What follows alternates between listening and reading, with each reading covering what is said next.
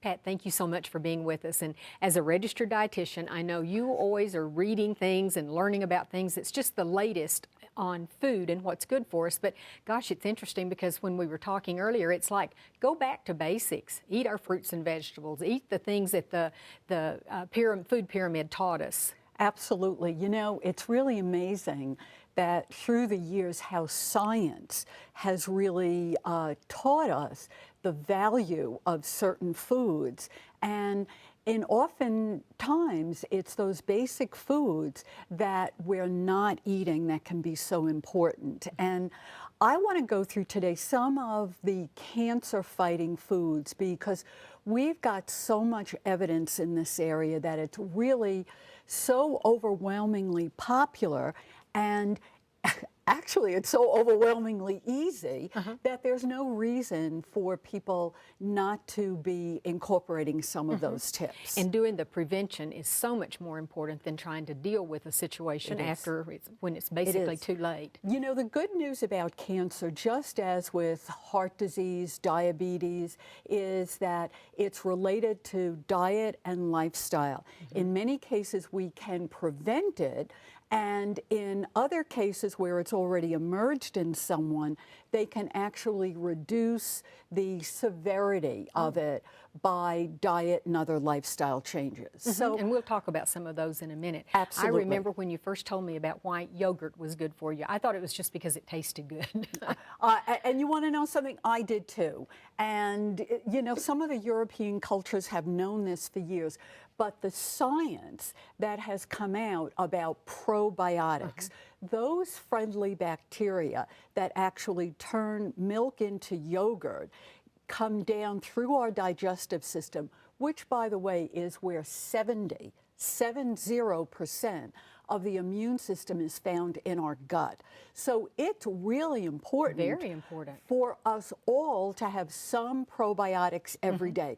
We want to keep that good bacteria up and the bad bacteria down. This is building our immune system. Very important. Preventing disease and other diseases. Fruits and vegetables. Didn't our mothers always tell us 5 to, how many is it, 5 to 7? And now we're recommending 7 to 9. Oh, more. That the National Cancer Institute more than 20 years ago looked at the evidence, and the science was so strong that those people who ate more fruits and vegetables every day had a lower incidence of cancer of many different types. So we're talking about color here. We want to have yellow, red, orange, blues, whites. When it comes to cancer, it's the cruciferous vegetables, the broccoli, cauliflower, Brussels sprouts. I like all of those. I do too. I mean, I haven't met a fruit or vegetable I haven't liked, but you know, we often focus on fresh so much that consumers forget frozen fruits and vegetables are wonderful. They're just as nutritious for us, aren't they? Absolutely. And sometimes they're more nutritious if the fruits and vegetables have been sitting in the refrigerator for a week, where they lose some of their nutrients. Canned fruits, dried fruits. You know, so many of us forget about dried fruits. These wonderful figs from California.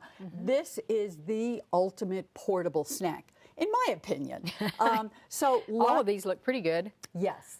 The other thing that the National Cancer Institute tells us is more beans, peas, lentils, legumes, more whole grains. They have lots of fiber. Both the fruits and vegetables and the beans and peas and lentils have got lots of antioxidants, those nutrients that prevent cells from being damaged. So we should be having these foods 3 to 4 times a week. And most of us don't. If we were to keep a food diary, I think we would all see how deficient we are in certain food groups. There's no question about that. This, to me, is the most exciting thing. This is interesting. This is an emerging area of science that shows that there are naturally occurring compounds in foods that actually starve cancer cells. These compounds work like many of the chemotherapy drugs to starve and shrink those cancer. This is the science of anti-angiogenesis. And we've got lots of information on the Creative Living website for viewers. So here's two of them. One is tomatoes.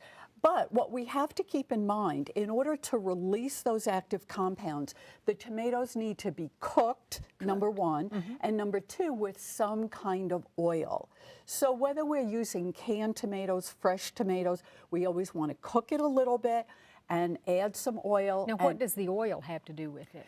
It is because the compound that's in the tomatoes is a carotenoid, and that's a fat-soluble nutrient. So we need some fat. What we want releases it. And one serving is only a half a cup. We want to aim for 2 to 3 half-cup servings per week. The next thing on the menu is fish. I know how you feel about fish. You know, the omega-3 fatty acids, and now we know it's got some other compounds. Today I'm really looking at flounder because not only does it contain omega-3 fatty acids, but it's lower in mercury.